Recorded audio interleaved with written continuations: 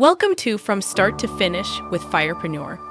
I'm Natali, your host, and we have an incredible journey ahead. Join us as we document small business journeys to success in the USA.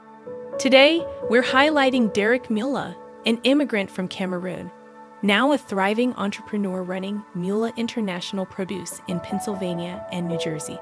Whether you're an aspiring entrepreneur, a business enthusiast, or simply curious, you're in for an inspiring ride. Let's dive in. Derek's journey is nothing short but an inspiring and excellent story in the grocery business that deserves your attention. He's the brains behind Muella International Produce, the leading, if not the biggest African, American, Caribbean, and Asian food market in Pennsylvania and New Jersey. But before we dive into Derek's incredible journey, I'd like to take a moment to thank our amazing sponsor, who make it possible for us to bring you these inspiring stories week after week.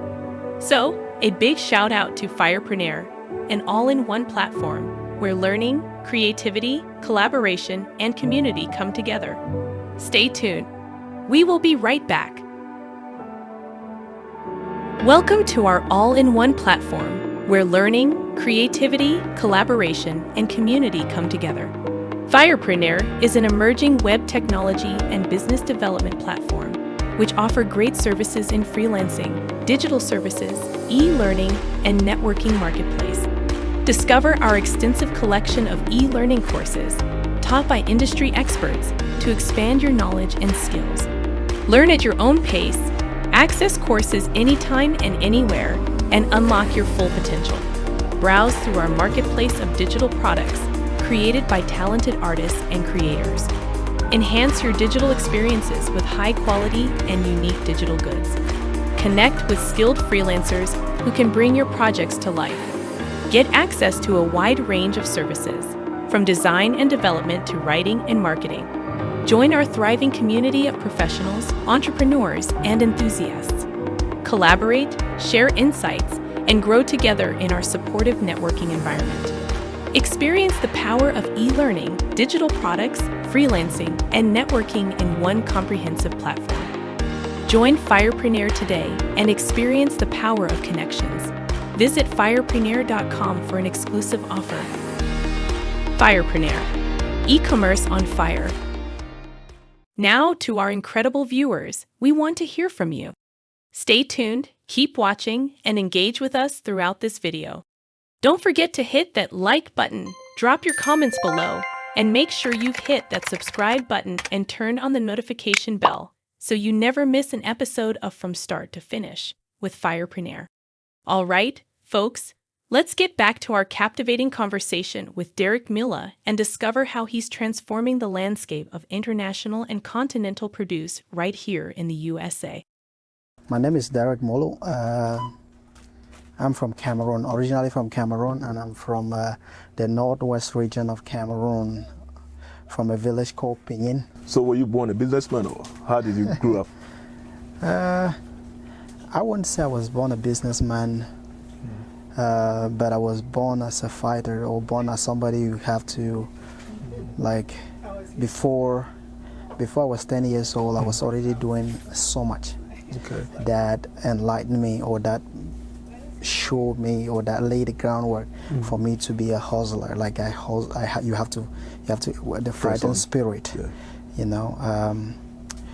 So us growing in that region, or in Pinyin, it's a tough area. We are like we come from a region, or from a village where we are like the breadbaskets for Cameroon, because we produce things like most of the produce, some of them that we sell here, like Irish potatoes and greens, celery, and carrots.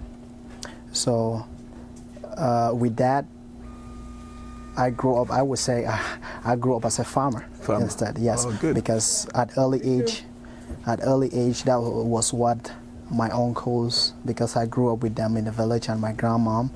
So basically we were doing much of farming, and it was that we used to pay our school fee from. We pay school fee from the farming, from the profit we will make from the farm. What was the education level before coming to the United States? So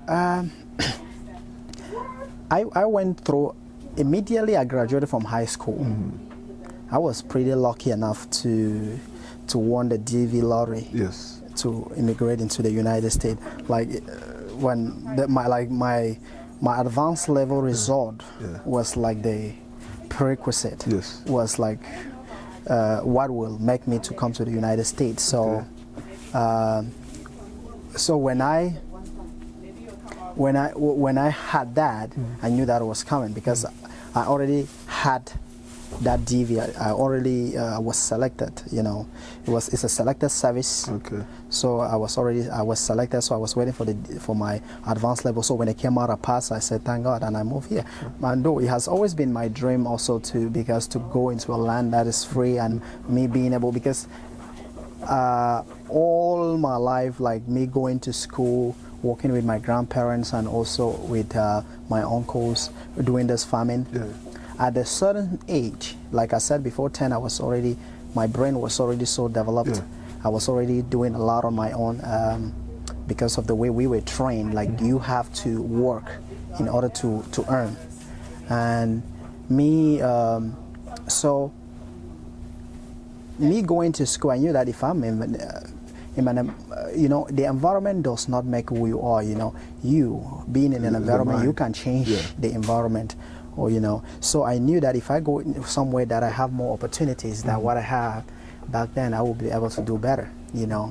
And pretty much back then, I was able to do the farming. At the point, I started doing mine independent of my uncle, my uncles, no, that of my grandmom. I was doing what was of mine, and I was able to be paying my school fee and that of my siblings and stuff like that. All right. So what year did you finally come to the USA? What year? Yeah, so I was here September 2014. 2014? What state? I came to New Jersey. New Jersey? Originally I was supposed to go to Atlanta, but God, you know, does things in His own ways, and probably destined me to be in the New Jersey. But I've never been I'm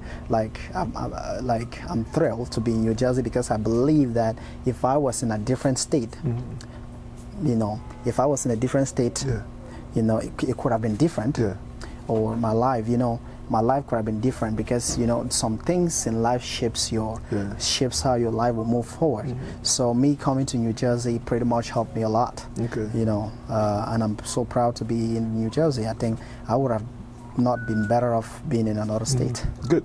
Though I'm already moving to other states and doing stuff, but I still prefer. Oh, I like the fact that we started in New Jersey. Okay, good. So, who did you come to live with in the USA? It's very important, you know that, right? Yes, it's very important because the first person you meet or the people that talk to you or the people around you are what destines your future. So I was lucky when I won the lottery, I was opportune to be led by, I think, my dad's cousin, which is like an auntie to me. So she linked me up with a friend, with a family friend who was living in the United States. So I communicated with him over the Facebook. So he was willing to host me. So when he hosted me for a year. I think we lived in one house for a year and stuff like that, and we moved to another one, pretty much rented. Then before the next, I was able to, with the knowledge and stuff like that, because when I got here, I got a lot of, like, I was opportune, or I was with the people that were around me. They gave me a lot of insight, and by the second year, I was already able to acquire my own home, which we all did move into it. Okay. So good. So what was your first job in the USA? Okay. You just opened the business, or no. What was the first job? Not far from it. So when I came here, my first job was at Popeyes, which I'm so grateful. Frying chicken. Yes, I was frying chicken. You know, I'm so grateful for the opportunity they gave me, and I'm still in contact with the manager over there, because when I was leaving Popeyes to go to Amazon, oh my God, the manager told me one thing. He said, anywhere you're gonna work, you will be blessed there. The person you're working for will be blessed to have you, because what I was doing for him, like, the position that I was doing, this position was before occupied by two people. Two people were doing the job. But when I came, they did not see the need. They did not see the need to use 2 people in that position. I was able to cover that, you know, and stuff like that, because I was the one marinating the chicken and one-man gang, washing right? it. Yeah, but, you know, I was, trust me, because I was doing a lot for them. And when I was leaving, this gentleman called me. When I gave him my 2, I think I gave him more than 2 weeks notice, because I was still able to be working at Amazon and still able to put in times the hours that he needs me there. But it was kind of hard on me because I was going to school. So I told him, and I gave him a couple of weeks off, that I'm gonna eventually leave him and go to Amazon. He called me on my last, when he was giving my last paycheck. He told me that, Derek, what you did for us here, we are so grateful. And you know, if you're moving ahead, we know that you will be very successful in America. We know that this is your first job. We know that you'll be very successful. And this man, and he, you know, because in every field that I've been in, I've give my best. You know, we grew up working so hard and stuff like that. Like, we use our physical hands. Even in my job here, in my place here, we do give our best. Like, I do give my best. Like here, if you see me walking, you will know exactly. Like, you wouldn't believe that this is me, you know, and stuff like that. Good. So that means from Popeyes to Amazon. Yes. Amazon working as what? Yeah. So I started at Amazon 2015. March of, I think January of 2015. But Amazon only hired me later, because I started there in a, like, as a contractor, like I was hired through an agency. But in March of 15, they hired me as an Amazon, as an employee. That I was then I'll have benefits and stuff like that. And just for the fact that I worked there, never been that grateful. Like, I'm so grateful for that opportunity. And I still encourage people that the job that you work at, you need to be challenged. If you are not challenged, if you just walk away so easy, things are just like you're being fed into things, you just sit down and go. No, trust me, you won't be challenged. Like, that opportunity that I was given there, and the job, you being able to walk and see the innovation, see things that, you know, things that I've never seen before. That's in 2015. That's pretty much me being just a year in America, you know, seeing the amazing technology. They have the metrics, they know where you stand in. Everything. I was so thrilled. Like, me walking there, I was I'm amazed every day that I go there. And I was so happy to work there. And I worked pretty much for almost 7 years at Amazon, you know. And I didn't stop there. Like, I didn't just go in and I stopped at the position I went into, because having the mentality that from where I come from, that you have to always forge ahead. And me growing up, I was an athlete in school. I was a runner. So you have to always forge ahead. So at Amazon, I started as an ICQA. Like, we do quality management and stuff like that, being able to check inventory, removing the ones that might not meet the customers, that the customers might not like and stuff like that, and put them as damage and other stuff like that. Control. Yes. So after that, like, based on me being able to do work fast and also, you know, my manager was able to send me into indirect roles that I will not be, like, they will not be checking me every minute. But in those roles also, I also prevailed. Like, I did it better than everybody else. Like, because I had a brilliant manager. His name is Paul. He was very brilliant. Like, looking at, because he was not just like any other manager that he's overwhelmed with so many people that he has. He looked at you personally. He understands that this person is somebody I can trust. So he was able to be trusting me with some tasks, and because he knows that, oh, if he leaves this guy here before he come back, he will see that this job is done and stuff like that. Because I go to work to do the work, and so with that, he did. For me doing that, he was also helping me, giving me roles that will add to my resume. Because me coming from high school in Africa or going to my community college here, I did not have anything to put in my resume. It doesn't even count. Whatever you did in Africa, it doesn't count. It doesn't count. And I was pretty much, I think, in my like 18 or 19, I was so young, and there's nothing to put it at the back of your resume to be able to move up at Amazon. But I was looking at jobs. Everybody around me, like what I told them later, it's like, I applied for positions, you see. So I applied for my first I applied for a couple of positions. I was never even called, but I keep applying. But later I joined, they put me into I was start being in charge of robots and doing some little robotic work, but like recovering them only. Yeah. With no mechanical experience, I later applied as a maintenance engineer in Amazon.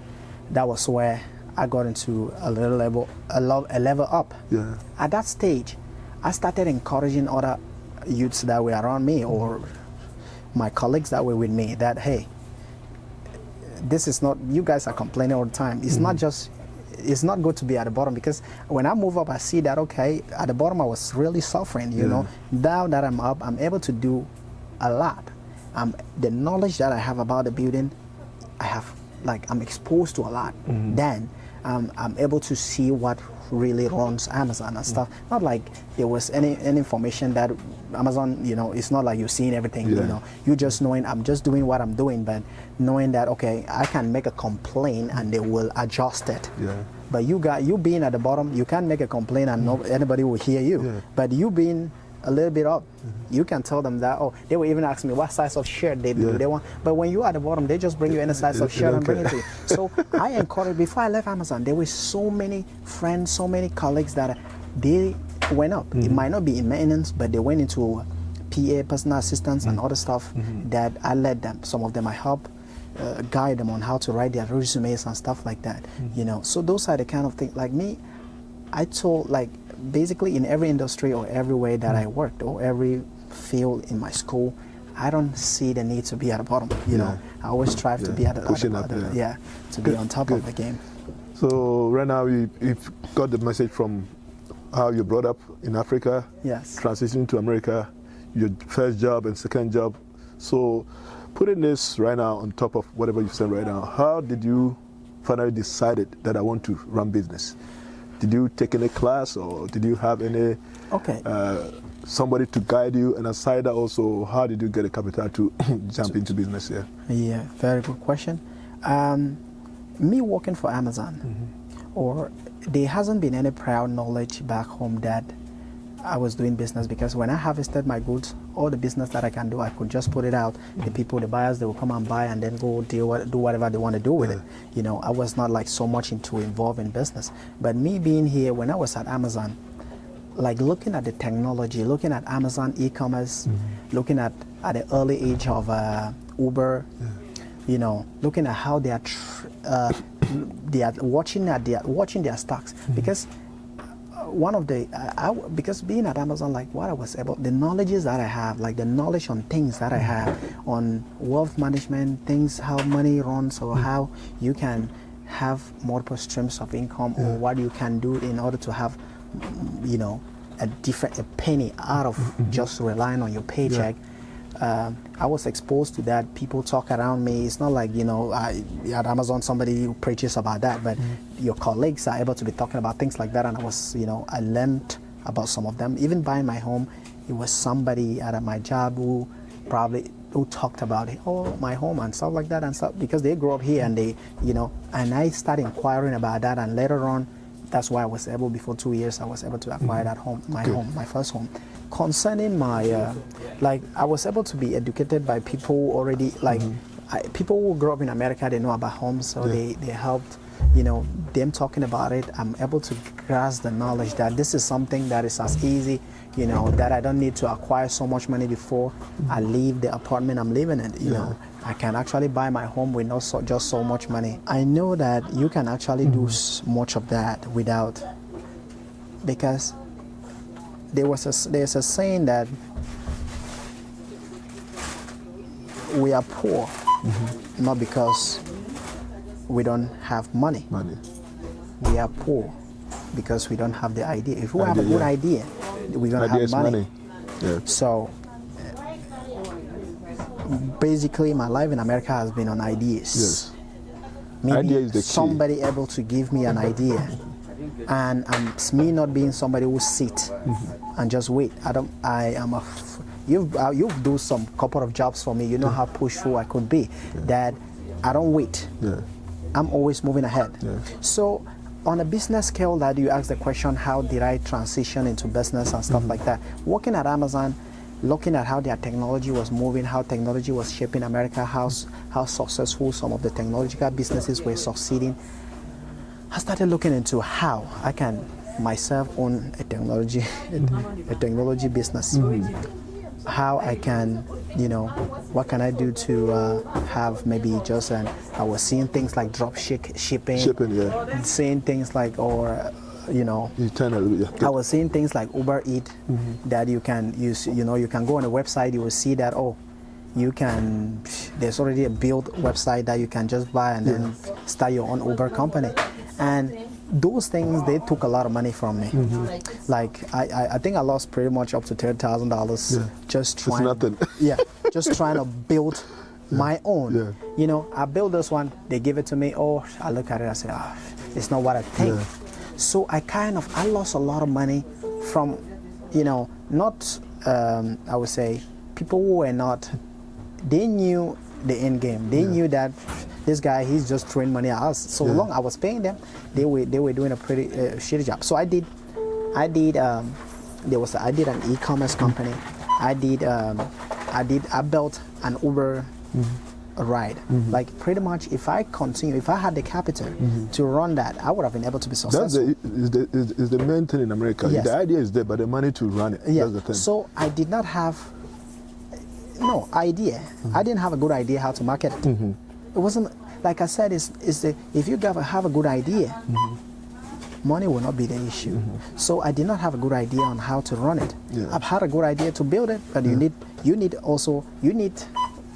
pretty much 4 ingredients. You need the idea, then the idea, you need an idea to build, you need an idea to run. To build is not a problem, but marketing is the number one key. If you don't market well, you won't succeed. So I did e-commerce. I did even something like WhatsApp. You know, I built a WhatsApp. I was able to work. I put it on my wife's phone. Multiple people downloaded the app. At one time, I saw that there were so many people who downloaded it. When I went and look at the back, I see some kind of conversation people were having and stuff like that. I have to cut it down because I took it off because it was already so much in the hands of people who I did not even want to. You know, I see that this is not something I can control, so I took it off. So I did so many failed businesses. Like I did, you know, I built this, it couldn't work. So I decided to go to Africa and say, okay, now that I'm not succeeding here, probably let me do something in Africa. I traveled to Africa in 2017. I said, okay, we started, I did an electronic shop, build it like American standard, fill it with electronics. What happened? You know, I did not, like I would say, I invested close to $12,000 to $15,000 in that. But I'm telling you, I did not reap, like I did not get back a penny, $1,000. Like the rest or what I could gain from it is that I told, give the remaining phone, one of the remaining phone to my auntie over there. That is all that I got from it. They squandered it or what? What happened? It went down the drain. And one of my very close advisors in Cameroon, he told me, I read in one of my books, he said, I don't go across the street. No, don't go across the town without going across the street. So I say, hey, why am I going across the continent? I'm not just even going across town, I'm going across continent, which I haven't gone across the street. So that's when I decided that no more. I have to put my act together, do something here. With that reason, I had an incredible partner here. You know, you met her. So her knowledge, despite even before that, like in 2020, COVID hit. You know, before COVID hit, I've already moved out of my house also. I was living with my partner, you know, and I was renting my house and stuff like that. So when COVID hit, I had my baby, my first daughter. So what I did, I moved out of that house. I was able to be renting that house and stuff. So I was able to be living home and still have my money, but still keep my job at Amazon because they say you can stay home and not be fired. So I was staying home, but my mind was clicking, because I already had a brain or had my mind into this grocery or retail industry. So when I called a partner of mine I'll say my mentor in Philly, which is my partner's brother. Yeah. So when I called him, I said, oh, so with that, I've always, because me being able to be up at Amazon, I was able to, I had my own laptop. Yeah. So I was doing a lot. I was doing research. I did research on all kinds of stuff. And so I was doing research. So I saw this building that we are currently in, Yeah. that it was for rent. Because before then, I've also looked at a couple of places that I wanted to open the retail store. So when COVID hit, I saw this one. I called him. I said, hey, I saw this place. So he asked me a first question. How much do I have? And also but one thing that pushed me into it was, he said, oh, did I hear that you can apply for, because I registered before then, because they say you have to be ready. You have to be ready. No, that you have to, that you be ready and not have an opportunity than to have an opportunity and not be ready. Not be ready, yeah. So I've had this, like my business was already registered, I think maybe like 2018. Yeah. And the only thing that I didn't have was... So why the name? The name that you chose, it says Muluh's Food International Market, right? Yes, Muluh International Grocery. Grocery. Yes, so Muluh is my last name. Yeah. And Muluh in my culture is just a drink. Yeah. A drink. Any drink you can call it Muluh. Okay. So I choose, because I want something unique. I want something, when you call it, it should be unique to my culture, because where I'm from, we are so proud of, because of the hard work that everybody, because trust me, this our village, everybody's contented with what they have, or they are able to send a child to school just because of what they're doing, you know. And so that's the reason I choose to call it that way. So I already started pretty much in 2018 and never opened any, like doing all of this, my little or building this website and they going down and stuff like that. So 2020, he said, oh, do you know that since your business was registered, you can apply for a loan, a government loan, which you know, okay. I said, okay. He said, okay, we come and check the place. He said, okay, let's start with the process. We actually checked, we talked to the landlord and stuff like that. So we applied for the loan. There was a guy who was like a mediator, like somebody who will help apply it for you and stuff like that, who was, you know, good at the field, he said. He applied, but we never get back to him. But I was sorry, my legs were already soaked into this. You know, my legs were already soaked into this. And the second part about it, okay, because it was a mixed blessing, I would say, because COVID to me like a mixed blessing, because at my job it came to shake things up. Yeah, it came to shake a lot of things, and I'm one of the beneficiaries, because I would say at my job, like the government passed a law and said, oh, your 401k, you can withdraw it early with no taxes or with no penalty. But you will pay the taxes, but with no penalty. So I went into my 401k, but because before then I was already so knowledgeable about money and seeing that, oh, my 401k is not even actually the way to go. You can actually do, because I was already doing the stock market, doing other things, and I see that, oh, pretty much I can make more money from other sources better than the 401k, that even the matching that my employer is matching the 4%. So with that, I took an advantage and withdraw everything, because before then I've also looked how I can withdraw the money, but now that the government gave an access that they cannot penalize me, because when I was looking at places, I know that I have a backing that if I see a place, I will use this amount of the saving that I have, I will be able to go and withdraw my 401k. I don't care if they give me the percent, they cut me, they charge me the penalties. The penalties. But COVID hit, they say penalties waived. So I took mine off. So I went back to that. I took mine off, you know. So 401k, somebody right now maybe viewing us on our channel, what is that in America? What is 401k? Yeah, so 401k in America is like you when you work, they will cut a percentage of your money, up to 4%.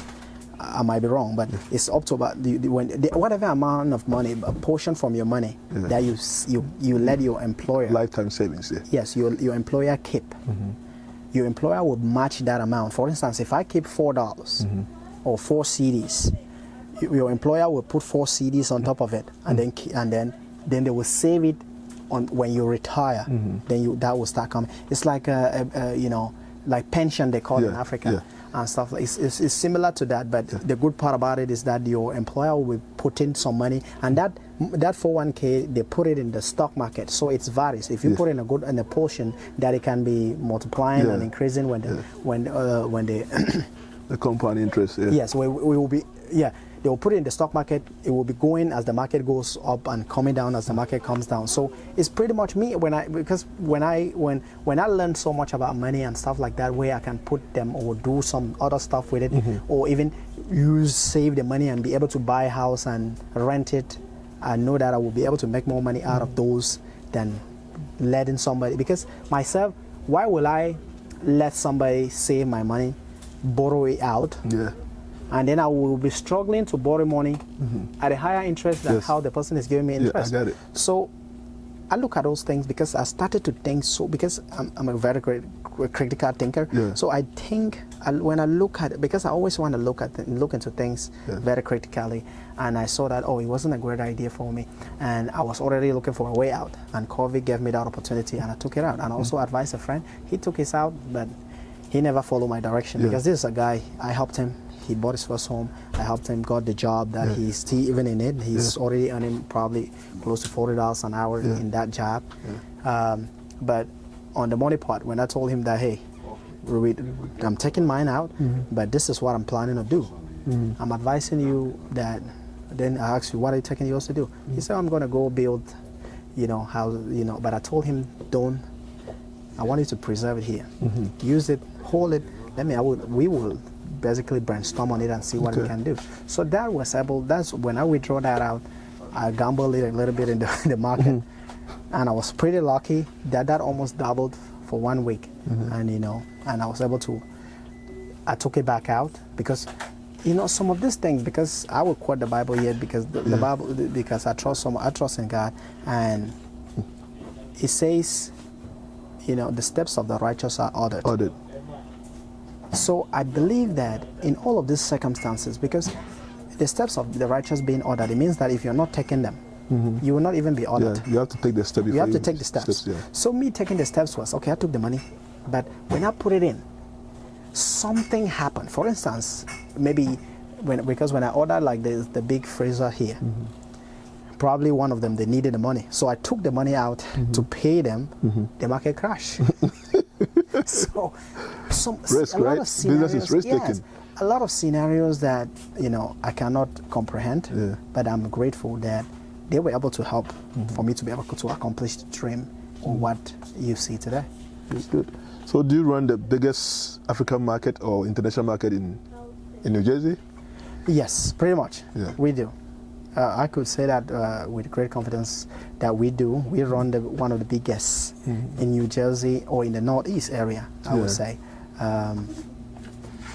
based on the size of the store and also with the amount of inventory that we carry at the time. Because we do wholesale and retail. We don't just focus on retail. We do wholesale, and we do it in a magnitude that not so many people do that. So is it just African product only, or just international? What do you mean international food market? So international food market Chinese product in here, Spanish. So if you look at outside, Korean. on our sign outside, you will see that we are basically African, Caribbean, and Asian. So we focus on these three because Africans or the Caribbean and the Asian community, these are people that we've seen, or they are like African origin. So they tend to consume the same products that we Africans consume. And for us to be able to break into that, it doesn't need us much to break into that market. It's very much just a little. There's nothing else that is different. There's not much that is different from what we consume and them. You going into a Chinese market, or we trying to break into a Chinese market, it's not an easy task because it would need me the same size of the store that I have. But nevertheless, Chinese still come in here and they're able to find a couple of things that they want to buy. But they won't find, because what we try to do, we focus on this trade in the fact that if somebody from IT comes in here, they will be able to find everything they need.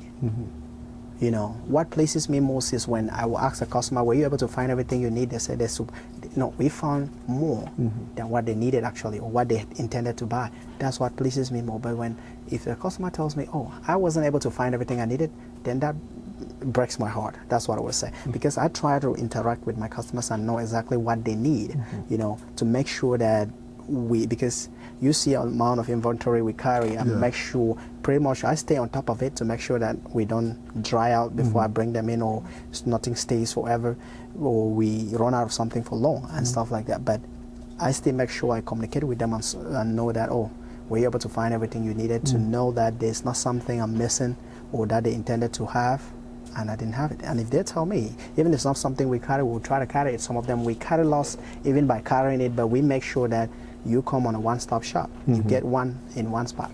Good, good. So by square foot, what will be the size? Yeah, this one pretty much runs about 9,500. Really, that's big. Footage. Close to ShopRite. No, ShopRite. I don't. It's much bigger, but in a way, from African root, I think this is very impressive. Yeah.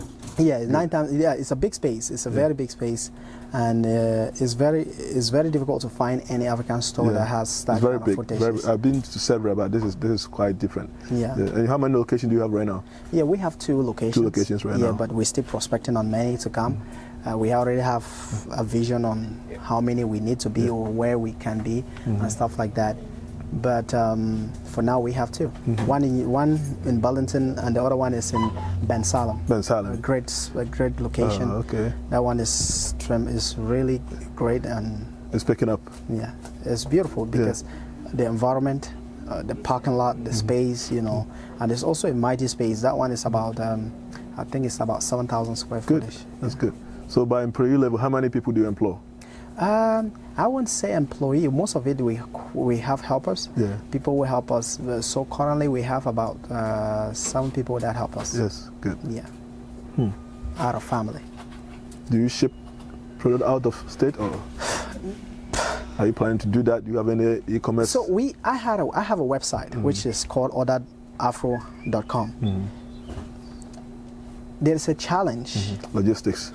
Yes. There's a challenge, especially in African style of business. Before I joined the business, I was pretty much, because looking at my mentor in Philly, my partner's brother, when I used to visit his shop, oh my God, I look at it like, you know, you never know something until you step your feet into. Yeah. Like when you step your feet into, you see that it's a different ball game than what you prospect or what you're thinking out there. You might dream until your brain want to scatter. Like, oh, you think, oh, if I have this is what I will be able to do. Trust me, when you get there, it will be something else. Don't think that, it's pretty much different from what you were thinking.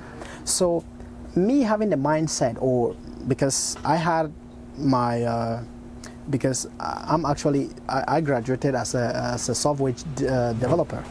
So me graduating as a software developer, I have a brain, I have a mindset that okay, I can build a website that I will be able to ship if I'm doing this. Because looking at e-commerce or coming from Amazon, or looking at Amazon's perspective, if you at Amazon, all you think about is I don't want to have a physical store. You want to run everything online. Yeah. But when I came in a physical store, or when I start running a physical store, I see that, oh, there's a challenge. You're not even able to, you know, meet the demand or serve the customers in the physical location. You worry about shipping things out of California. State. I have I have a post office just in front of me. But trust me, I have somebody else who partner with us that he comes here. When somebody texts me, I'll say, oh, please, I need this. And if some of the customers that I know, I will talk to the gentleman. I say, hey, this is the order, this customer. I will talk to the customer and say, hey, do you mind me? I can give you a number to a partner, somebody who does this, who is actually looking into jumping into this game of shipping stuff. He's good at that. That's what he want to do. Then the customer say, yeah. I'd say, okay, you come do this. And then he would give those orders. But notwithstanding, that's something we have in mind, that in the future, because trust, we joined this game in order to shape it or to change it into a different level. So we want to, so we came into it and to shape it in a different way. Because if you look at even how our store is structured, this is not how most of the African stores are now trying to shape the same way we are. And we are trying to be the one to be showing them the path. Yes. You know, for them not to look at an African store just like something, because when even Americans, when they visit the shop, they are amazed. Yeah. You understand? Very big, very big. When they look at it, just not even just being big, but you know, the layout.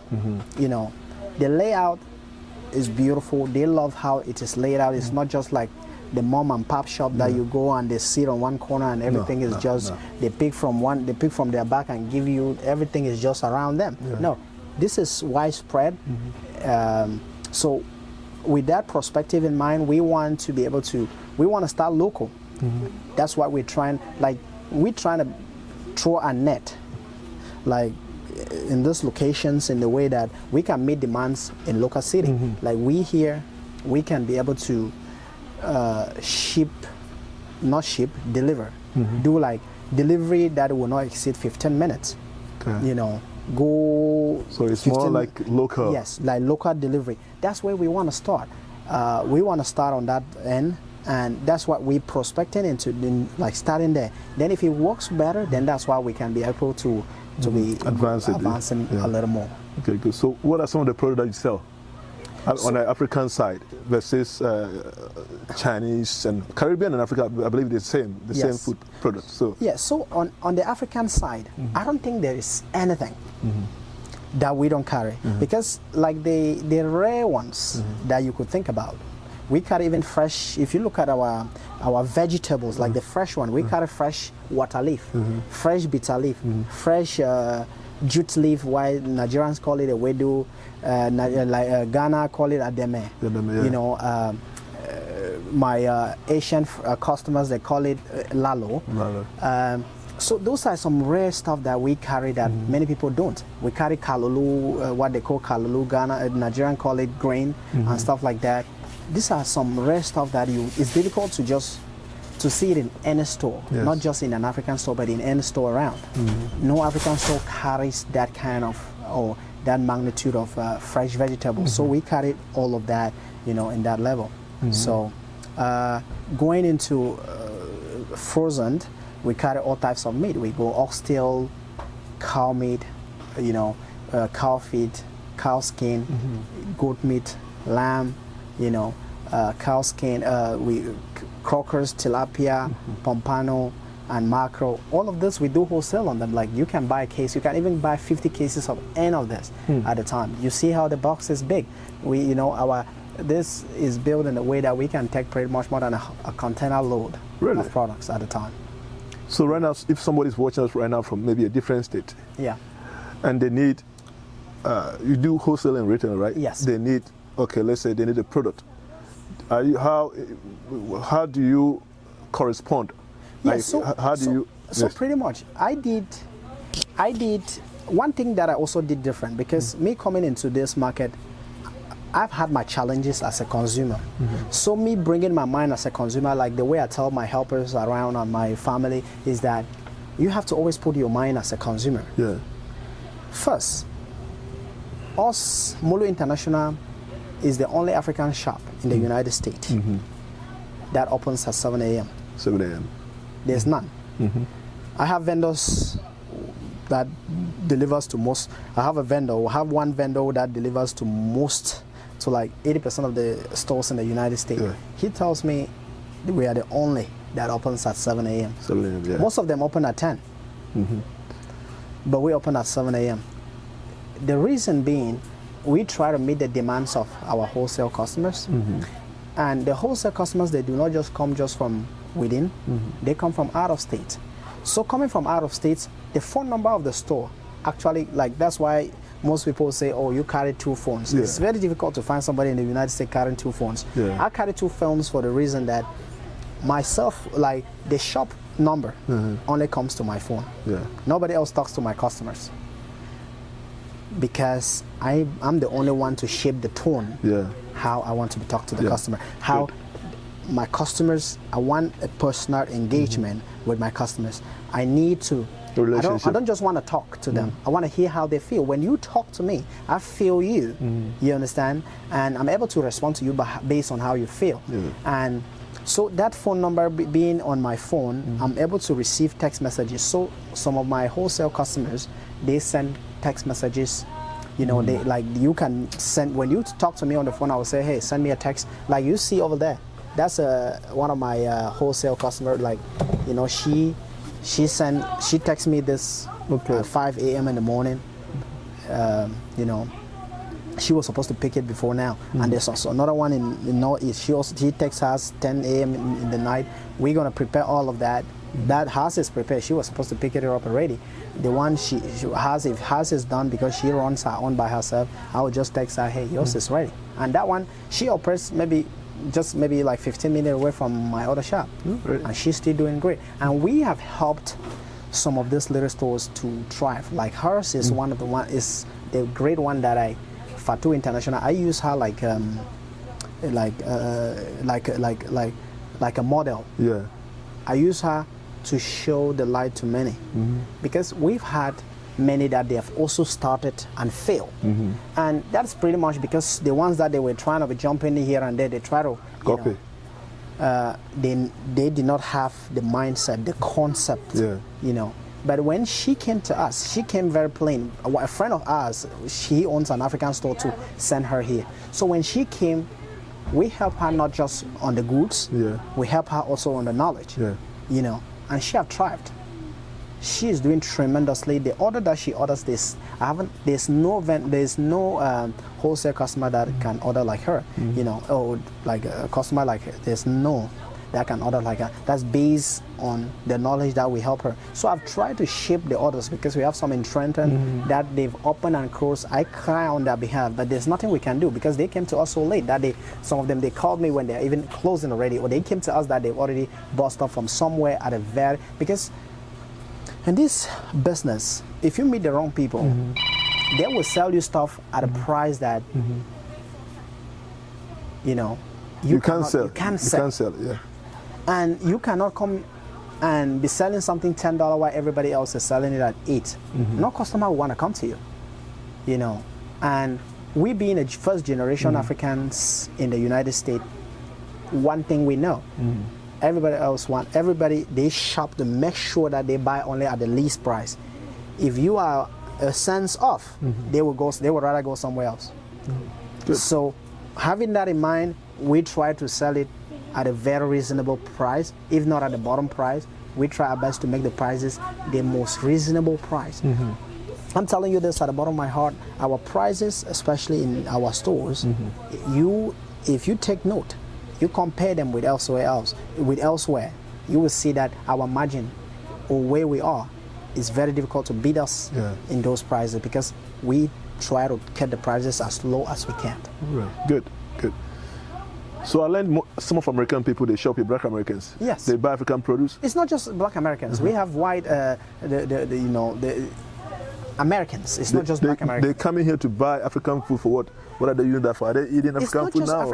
They buy African foods a lot, and some of them they buy because because in the community that we are here, we came in a community that most of their customers, they do food shopping. They don't drive, or even if they drive, they prefer local and stuff like that. So we try to break into their market a little bit and get just the things that some of them do need. And notwithstanding, like you said, Americans buying African food, they love what we eat. We've done so much in or share our food with them, and they love it, because there's something so unique about our food. Our food is not just chicken. Our food, vast range. Our food, look at this store.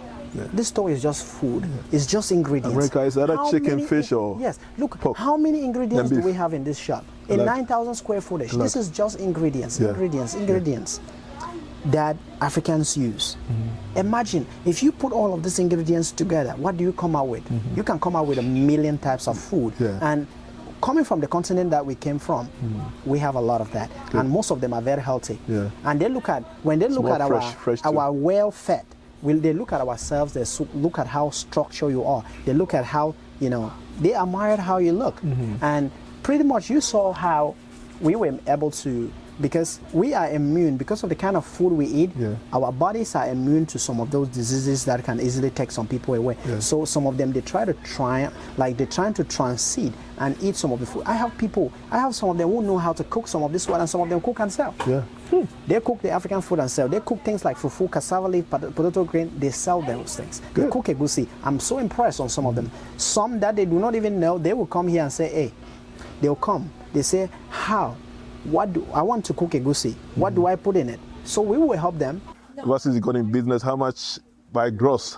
How much do you pull in on a yearly basis? Then you've been in business for how long now? So we've been in business for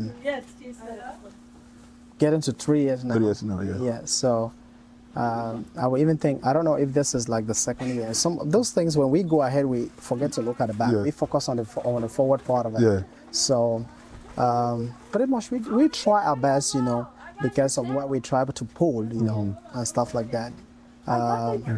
So the numbers, they are in millions. So, but you know, we are grateful for it. Good.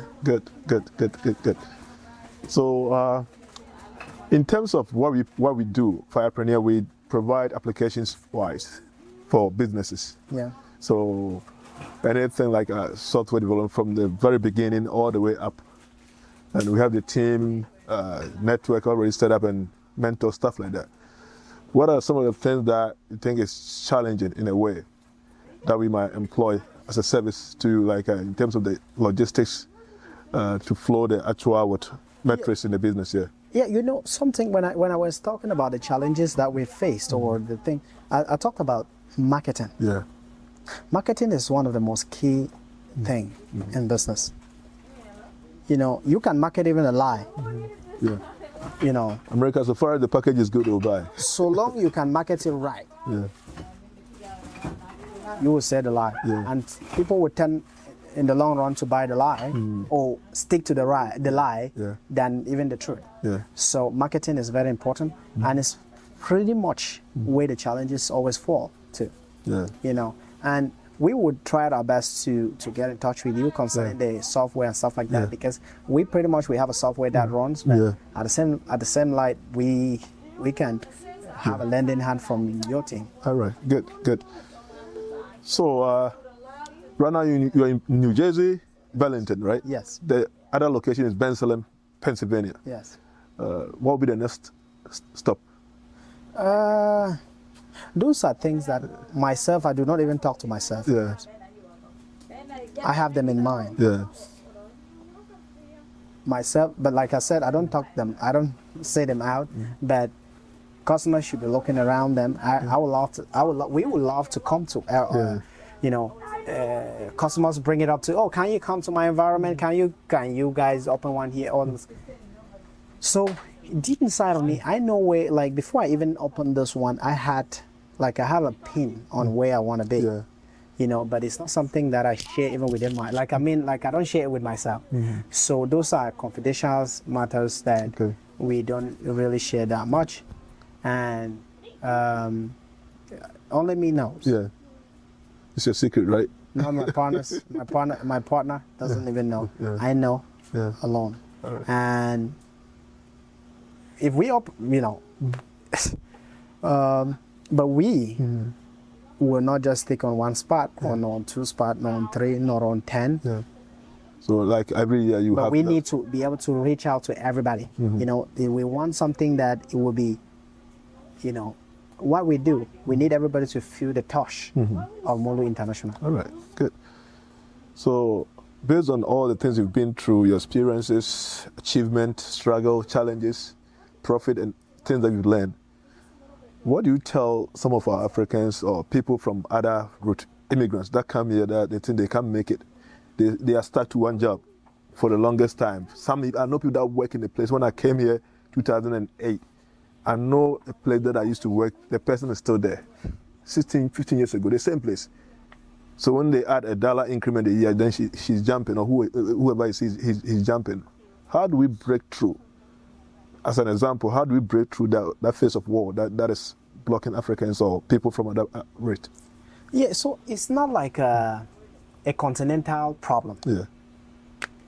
It's something that people like comfort. Like they say that salary is just like a drug that they give you to be able to cool your pain. You know, people are so afraid. You know, you are afraid that, oh, if I take this pain, if I go off of that tablet, I won't be able to walk without it. Yeah. You can. I tell them that you can. But one thing I always say is that your mindset is what determines your future. You have to think right. If you, for instance, everything starts with an idea. Yeah. You need to have an idea, a burning idea. Yeah. What do you want to do? It's not just like, oh, you see people doing something and you say, oh, I want to copy.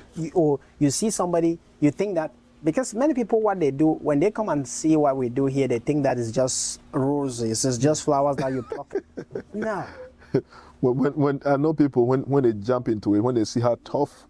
I was in New Jersey. When I came to the US, I was in New Jersey. One guy trying to set up the same concept, but it was a very small shop. Yeah. When he jumped into it, when you saw that the thing was so tough, he closed down quickly. Then he washed his hand off. It's not me. It's not that is not your vision. Yes, you see, that's perfect. You see, you need to stick to what you're good at. Mr. Jim Rohn, he says something that I think it's John C. Maxwell. He said it that you need to stick on your strength. Don't work on your weakness. Yeah. You already weak in your weakness. So why don't you stick on your strength and do better on it? Like if I see most of the time, because me being where I am, I have an opportunity to meet people from all walks of life. I meet our nurses, I meet doctors, I meet people, healthcare workers every day here. So sometimes, like I told you, that we try to engage in our customers. I engage with conversations with our customers. I know what you do and stuff like that. So when I engage, some of them will contact me and say, oh, Derek, how do I break out of this? Like the same question you asked. So I tell, like, is it you going as a nurse? Is it something that is really inside of your heart? Are you trying to become a nurse just because you saw that people are earning so much money in nursing? Yeah. No. You need to go into that field because you love it, because it's your passion, because even if you gain... Passion is the key. If there's no passion, that means it's not a true vision. At the end of the day, if you are not paid, are you still going to be happy? That's what should drive you to that work. Yeah. Even as a photographer, even if you didn't get something out of, at the end of the day, are you still happy? In any field that you're getting into, is it this business? You will be here you will die of high blood pressure if this wasn't your goal. Yeah. You should get into something that gives you joy. Even if you have no money out of it, you should be happy. So pretty much, first of all, you need to have an idea. What is your idea about? What is your passion? Your passion gives you that idea. Then you focus into that idea. And as I said, if you have a good idea, it's not the money that will be the problem, because once you have that idea, the money will show, or the means on how to get the money will show up. Will show up. Right. You know. Good. So, if I would tell somebody, it doesn't matter where you are. Is it in Africa? Because trust me, even in Africa, I was doing pretty well. Even before I came in America when I was very young. Like I said, I left when I graduated from high school. When I heard, before September I was here. I left school, I wrote my exams in May, and September I was in America. So you see that pretty much I was very young when I was there. Yeah. You know, but before I came here, I was in school. I was going to school, but I had people working for me in my farms. Yeah. Not that somebody gave me capital to do that. No, I worked from somebody. I used the little money I have, planted my own, grow that.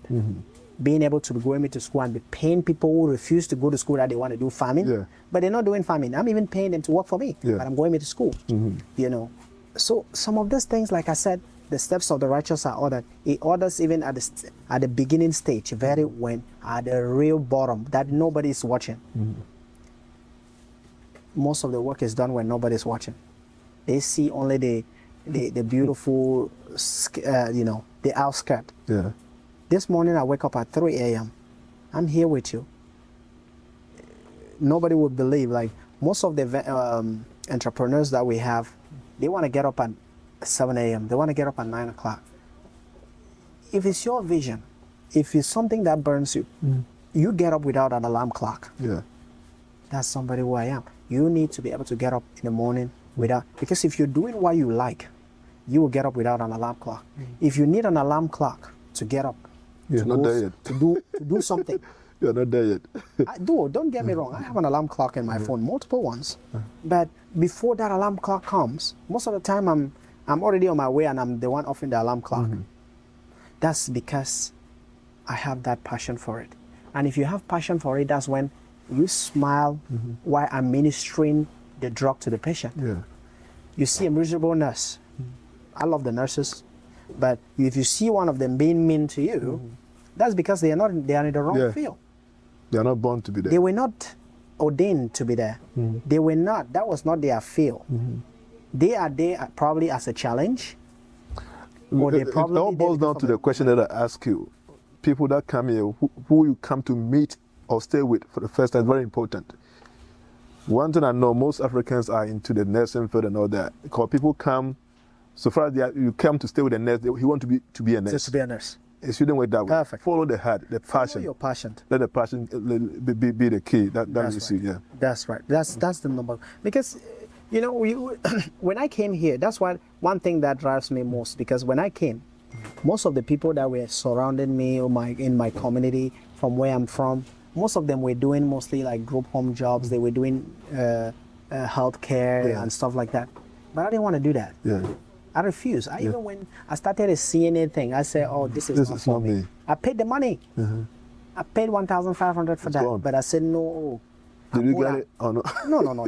How will you get that? No. To the computer, it's right? Free now. You pay that, and it's theirs. The lady have visited my shop. Yeah. You know, if I was doing that, the CNA, I wouldn't have been here. Trust me, I would have been somewhere wiping the butts of someone. Yeah. It's not my call. Yeah. You know, when I started it, I knew right away that this is not my thing. Yeah. When I came, that's pretty much, I would say, at the time, 98% of the people that I know were doing that. And that's what I've told people. And this will help someone. I've told people that your first 2 years in America are your best. Your first 2 years in America are your best years. If you don't prosper in those 2 years, prosper. Why? Your people back home do not even know how much money you have. If you're even working. Yeah. Because in my first 2 years, my dad, bless him, my dad, all he talked about, each time somebody's coming from Africa, my dad will say, what can I give you to eat? How can we get some food and send to you? When I say I want to send him money, he's like, he will say, are you getting something to eat first? Because those were my first 2 years. He didn't know if I was actually working. So I tell the young, because myself, I'm somebody, I have a lot of people looking up to me. Yeah. So when I have an opportunity to talk to any of them, that's what I told them. I tell them, your first 2 years, first 2-3 years, capitalize on them. Is it building your life here? Yeah. Build it to the fullest. Then the next 3, you do not even have a credit card in your first 3 years. Yeah. And your credit card, trust me, that's something that is driving a lot of people nuts. So your first 3 years, you should use it very well. You do not have any bad credit, you do not. So use it. I buy my home because I didn't have no bad credit yet. But right now, if I stayed up to this age that I want to buy it, I won't be able to, they won't qualify me for any loan. You know, for understand what I'm saying? I do. That's why you see that 20 years, people live here 20 years, coming out as broke as church rats. They are broke because they make the wrong choices. Yeah. They came here, they just, with the few pennies that they saw for the first few months, they saw that, they're over the roof and they impress people. It's very true in America. People lead their life. They live people's life for them. They don't live what they are born to live. Yeah. Yeah. That's good. So wrapping up, what will be your message to your customers? Whites, blacks, Asians, Africans, so Caribbeans. So what we will say, we will continue with what we do. We will improve on what we already are. In order, when we are so grateful to most of them that they've supported us over the years, and we will continue with where we are. It's not like we're going backward, but we're going forward. We're stepping. every day we learn. Every day we improve. If they customers that were here probably when we open, they will be thrilled. They're always amazed every time that we try to improve on making their shopping experience easier and stuff like that. So we work every day in order to make that their lives better. And because here we cut things fresh. Like you can have fresh potato grains, fresh collard greens, fresh water grain, and fresh potato grain, fresh okra. We do these things. We will cut okra for people. There's no store in the United States that does that. That will cut you fresh okra. We will wash it and cut it for you. So because we know our people are busy. They have so many works. They have kids. They have homeworks and stuff like that. So when we cut it here, all you do, you go in the pot, you pour that in the pot and start cooking. Good. If we could, so over the years, we try to look into areas that we can improve or that we can help reduce some of the load on the customers. We look at ways that we can, make it easier for them, and improve on those areas. There's a lot that we do. And challenges that we go and meet, some of the equipments, we will buy machines and they come and not meet our standards or sometimes not work as we perceive. So what I would tell them that we are grateful for the opportunity they've given me personally to serve them, because it's a work of service. Trust me, what we do every day is trying to serve them, and we will continue to serve them to the fullest. And we being here, we are so humbled, and which is my number one key, that they are always right, and we will always do our best. We are always humble to them. It's not like, oh, you come, because this is our passion. You come here, our faces are always bright. It's not that you come here, we'll be tying our face like a bundle. We'll always be bright in front of them. All right, brother. Thank you. Thank you so much. Always a pleasure, pal. Good job. Thank you. All right. Thank you for watching our interview program today. We appreciate your time and support. Sign up now at fireprenair.com for a free e-commerce business package and get ready to embark on your entrepreneurial journey. Stay tuned for another insightful business interview next week. See you soon. Don't forget to subscribe, like, and comment. Fireprenair. E-commerce on fire. Welcome to the world of buying and selling freelancing services, where talent meets opportunity. Fireprenair is an emerging web technology and business development platform which offer great services in freelancing and digital services. Are you in need of specialized skills or looking to showcase your expertise and earn income? Look no further.